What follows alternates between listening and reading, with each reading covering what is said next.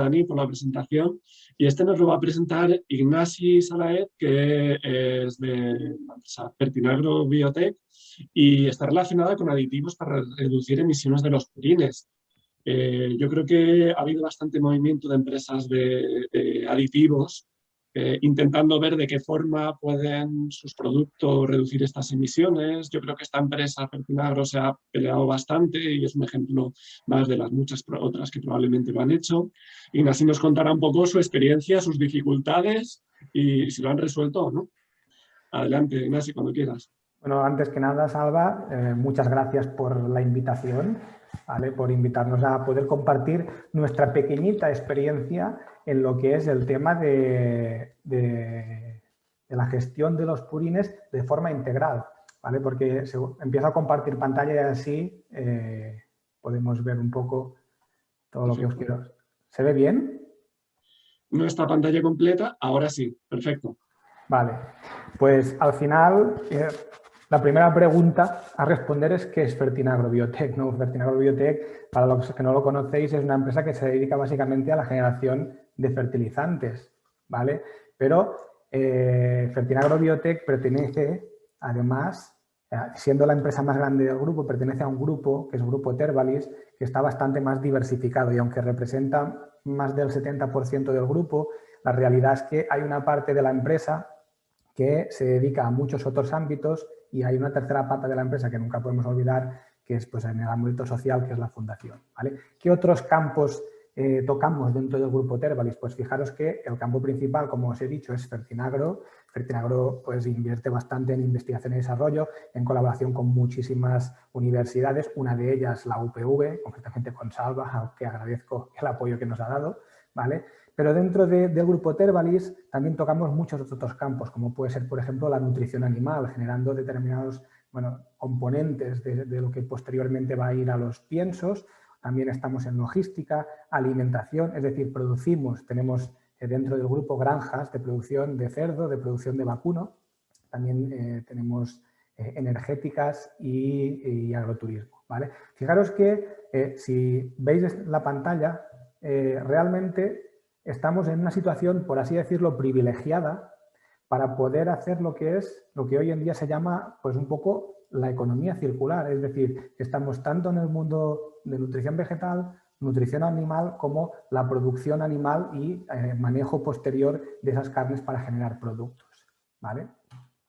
Entonces, cuando nosotros nos planteamos el proyecto, nos planteamos un proyecto no un proyecto muy grande, simplemente un proyecto pequeñito, ¿vale? De un año, generando un grupo de cooperación, ¿vale? Para este proyecto, y lo que pretendíamos era ver no solo cómo manejar los purines, que aquí sí que tenemos relativamente experiencia, pues al ser una empresa de fertilizantes, pues conocemos bien el purín como materia prima, además estamos involucrados en determinados proyectos, como incluso proyectos europeos como Fertimanure, que se dedican básicamente a qué podemos hacer con los purines, ¿vale? Con lo cual este campo es un campo que dominamos bastante.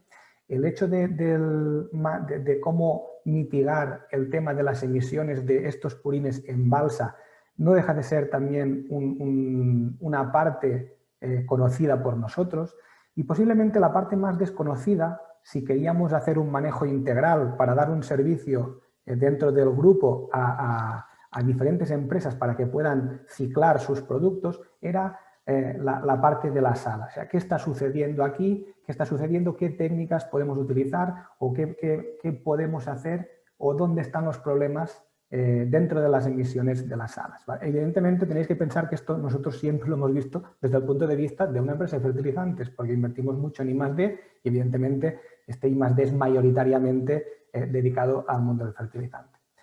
Con lo cual, lo primero que hicimos es simplemente una búsqueda bibliográfica de qué estamos hablando, ¿vale? Porque nosotros conocemos perfectamente cuáles son las emisiones de los purines, cuando los aplicas, la problemática en aplicación, toda la normativa que está saliendo precisamente después de aplicarlo de forma diferente para que haya menos emisiones, pero desconocíamos absolutamente qué sucedía dentro de los establecimientos.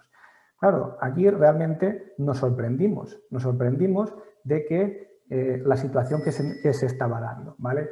Buscando bibliografía, seguramente no es la bibliografía más nueva, ¿vale? Pero sí que a nivel proporcional nos sirvió para darnos cuenta del volumen de las emisiones, que el volumen de las emisiones del purín en general realmente estaba muy condicionado por la emisión en granja. Porque fijaros que cuando estuvimos valorando los balances vimos que las emisiones de un cerdo en nitrógeno pues representan un 51% en orina y un 16% en heces. Y eso representa que más del 76% del nitrógeno está en forma ureica. Evidentemente esto se puede modificar y se puede solucionar parcialmente con técnicas como las que hemos visto en presentaciones anteriores de gestión de la alimentación, de los cuales aún soy más desconocedor, ¿vale? Pero sí que nos llamó muchísimo la atención de que prácticamente el 40% del nitrógeno que emite un purín lo emite en su segundo día y realmente nosotros hace mucho tiempo que nos estamos peleando por reducir las emisiones aquí y aquí había un punto potencial de reducción de esas emisiones. Además, se da una característica que es muy peculiar y es que fijaros que este paso de pérdida de este nitrógeno se debe a un proceso que es el proceso de la hidrólisis de ese nitrógeno ureico. Ese nitrógeno ureico se hidroliza en nitrógeno amoniacal, eso genera un incremento de pH de ese purín y es cuando el amoníaco se puede empezar a emitir. ¿De acuerdo? Claro, circunstancialmente este es el gran problema de la fertilización ureica y es un problema que desde el mundo del fertilizante hace muchísimo tiempo que se conoce. En realidad ya empieza a haber normativa respecto a la aplicación de fertilizantes en base a urea. Ya no se pueden aplicar o en breve no se podrán aplicar solo fertilizantes ureicos a no ser que vayan tratados con determinados tratamientos para reducir la velocidad de esa hidrólisis, dando tiempo al amoníaco que se embeba bien en el suelo, ¿vale? Y que no se emita. Pensar que nosotros en diferentes estudios podemos ver cómo hasta el 40% del nitrógeno ureico aplicado como fertilizante se emite en suelos alcalinos si no lleva ningún tipo de tratamiento o algún tipo de manejo agronómico, como puede ser aplicar un riego posterior para que la urea entre dentro del suelo. Con lo cual resulta o nos dimos cuenta de que el problema que se generaba en granja, en realidad es exactamente el mismo problema que nosotros venimos manejando desde hace muchísimo tiempo en el mundo del fertilizante. Y lo que nos planteamos es, pues bueno, si nosotros tenemos diferentes soluciones o opciones de soluciones para mitigar este efecto, ¿por qué no podemos trasladar ese conocimiento de lo que es el fertilizante a el manejo de los purines en la granja? ¿De acuerdo? De esta forma, nos planteamos un proyecto como en 3 partes. El primero es, dentro de los establecimientos de los animales, utilizar inhibidores de esta ureasa, que es la estrategia que se utiliza normalmente en lo que es el mundo del fertilizante. Esto no es una cosa que hayamos inventado nosotros, o sea, ya existe bibliografía al respecto, es decir, hay gente que ha hecho desarrollos en este sentido, en vacuno seguro, en porcino no estoy del todo seguro, pero desde luego no hay muchísima bibliografía y además seguramente pues no es por despreciar, pero el conocimiento y el manejo de este tipo de inhibidores pues nos ha generado mucho más problemática al mundo del fertilizante porque por eficiencia nos ha tocado desarrollar durante mucho tiempo estrategias para mitigar eso, con lo cual pensamos que podíamos aportar algo aquí, ¿vale? Evidentemente el segundo paso sería cómo tratar esas emisiones en balsa. Este es uno de los procesos que seguramente conoceréis todos, que es la acidificación, pero aquí tenemos que tener en cuenta que si somos capaces de mantener este nitrógeno que no es emitido, sino que se queda en el purín, evidentemente esto se emitirá a posteriori si no realizamos ningún tipo de tratamiento. Los inhibidores tienen su vida limitada, con lo cual necesitamos obligatoriamente tratamientos posteriores después en balsa, porque si no, lo único que haríamos sería aplazar la emisión del establecimiento a la balsa, ¿vale? Eso ya tendría un impacto positivo en cuanto al bienestar animal, pero en cuanto a emisiones realmente no ganaríamos nada. Y finalmente lo que hacemos es una valoración agronómica de este pequeño desarrollo que nosotros queremos plantear. Claro, una vez en este punto, lo que tenemos que ver es qué sucede, qué problemática, qué nos puede generar o con qué nos podemos encontrar con el uso de esta tecnología dentro de la granja, ¿vale? Entonces, hicimos unos primeros desarrollos a nivel de laboratorio para evaluar cosas muy simples, como pueden ser la dosis de aplicación. Es decir, la dosis que nosotros estamos utilizando como fertilizante es buena para trabajar en granja, es rentable, se puede asumir, ¿vale? ¿Cuán estable es el inhibidor? Porque, claro, la estabilidad de los inhibidores no es la misma la que necesitas en suelo que la que necesitas en granja. En suelo tenéis que pensar que lo que necesitamos es simplemente darle tiempo a la urea a que se diluya en el suelo para en el momento que se dé el proceso de transformación en amoníaco ya esté suficientemente diluida y tamponada y no se dé esa emisión. Claro, en granja eso no sucede. En granja tenemos que tener una estabilidad porque el nitrógeno está ahí y el volumen donde está la granja es limitado, no es infinito, ¿de acuerdo? Y finalmente tenemos que valorar que realmente, valoramos que realmente la aplicación de estos inhibidores conseguíamos reducir las emisiones, ¿vale? Pruebas iniciales de laboratorio nos salieron positivas, vimos que realmente a dosis funcionales, o sea, no cosas exageradas de inhibidores conocidos, podíamos ver a nivel de laboratorio reducción de emisiones. Solo nos encontramos con un problema que realmente es el que ya esperábamos, que es la baja estabilidad del inhibidor. Es decir, a 24 horas nosotros teníamos una inhibición, pero si queríamos mantener, por ejemplo, esa inhibición durante 15 días, lo que nos sucedía es que teníamos que aplicar 1000 veces más de inhibidor, ¿vale? Claro, eso pasa a ser ya una forma inasumible de manejar dentro de una granja. Con lo cual aquí teníamos dos opciones. La primera es la multiaplicación, es decir, diseñar un sistema que vaya por debajo de los slacks y que aplique cada 24 horas la dosis concreta de inhibidor, ¿vale? El cerdo va generando purín durante todo el día, cada 24 horas se aplica este inhibidor para que se impida el paso de urea a amonio, con lo cual realmente impides el incremento de pH y aunque tengamos un poco de generación de amonio procedente del nitrógeno orgánico, pues ese amonio no se emite con la misma fuerza. Otra opción sería generar otro tipo de inhibidores, que sean inhibidores mucho más estables al purín. ¿Vale? Este es un segundo paso que no os voy a enseñar hoy porque no es objeto de este proyecto, pero que sí que ya hemos empezado a desarrollar, ya no solo para aplicar en granjas, sino también para aplicar en fertilizantes, y ya tenemos desarrollado y patentado un nuevo inhibidor, que además es un inhibidor producido por un microorganismo, ¿vale? Es un ácido hidroxámico y que nos está funcionando bastante bien a nivel de laboratorio, ¿vale? Con lo cual, una vez teníamos este desarrollo hecho, lo que hicimos es ponernos en manos de profesionales, porque nosotros pues, sabemos de fertilizantes y de eficiencia de fertilizantes, pero desde luego no teníamos ni idea de cómo medir las emisiones en una granja, ¿vale? Con lo cual nos pusimos en contacto con el grupo de Salva en la UPV, ¿vale? Y él nos asesoró y nos ayudó a poder demostrar en una granja, ¿vale? Realmente que hacer una prueba de concepto de que realmente eso podía tener un impacto. Esta es la granja concreta donde se hizo, ¿vale? Con esta distribución. Son dos salas colindantes con la gran ventaja de que no compartían las fosas, ¿vale? Eran fosas independientes. Aquí tenemos los sitios donde se pusieron los diferentes sensores que tuvimos que poner para hacer todos los cálculos de las emisiones. Esto es una foto de la planta para ver también dónde están los diferentes sensores, ¿vale?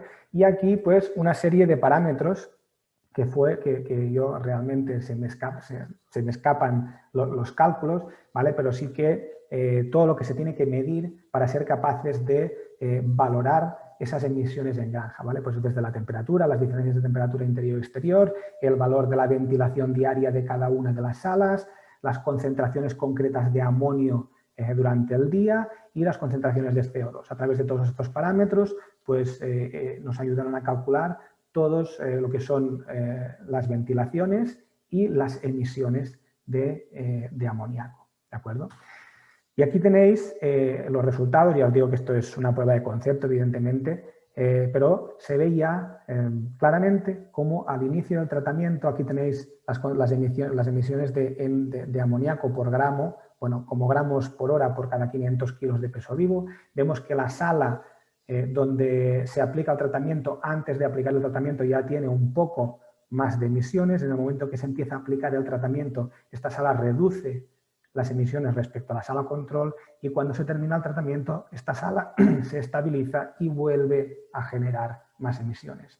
Fijaros que si lo vemos proporcionalmente, la sala tratamiento inicialmente emitía un 30% más de amoníaco por kilo de peso vivo, ¿vale? En el momento en que se inicia este tratamiento, las reducciones de amoníaco bajan a un 30% respecto del 0%, pero casi serían de un 50% si lo comparamos con el inicial, ¿vale? Y cuando dejamos de aplicar el tratamiento tenéis que pensar que lo pensamos para 15 días, más o menos, que es lo que nos comentaron, que es el tiempo que se podía ir retirando el purín. Evidentemente, si tenemos el purín en las fosas durante muchísimo tiempo, cada vez tenemos que aplicar más cantidad de inhibidor. Aquí lo interesante es tener el purín un tiempo prudencial en el interior para que pueda ser retirado y volver a empezar. Pues aquí vemos como en el final del tratamiento el porcentaje de reducción de emisiones se reduce y vuelve a sus valores iniciales de un 30%. ¿Vale? Otro parámetro que nos pasaron fue las emisiones hora a hora. ¿Vale? Fijaros que inicialmente tenemos cuando se aplica esto es desde el momento que se aplica el producto, que se aplicaba por la mañana, ¿vale? Durante las 24 horas posteriores hasta que se vuelve a aplicar el producto. Fijaros que inicialmente partimos ya de reducciones de un 30%, que se mantienen, incluso bajan, ¿vale? Y al final del día vemos cómo realmente se pierde la eficacia. Eso significa que realmente ese inhibidor está dejando de ser funcional a las 12 horas. Esto no tiene que ser un problema, simplemente se puede dosificar, volver a dosificar cada 12 horas si es un sistema automatizado y mantener esas reducciones constantes en el tiempo. ¿De acuerdo?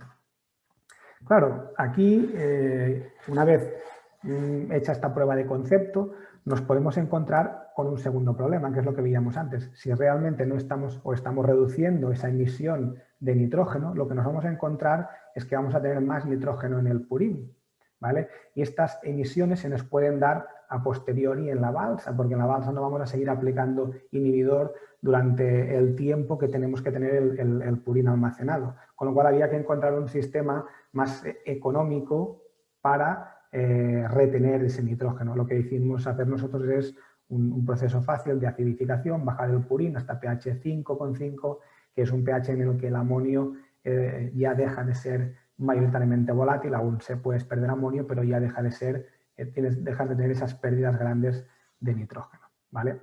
Para valorar este tipo para valorar si esos tratamientos eran eficientes, lo que hicimos es otra vez ponernos en contacto o en manos de profesionales. Contactamos con el doctor Vallejo de la Universidad Politécnica de Madrid, ¿vale?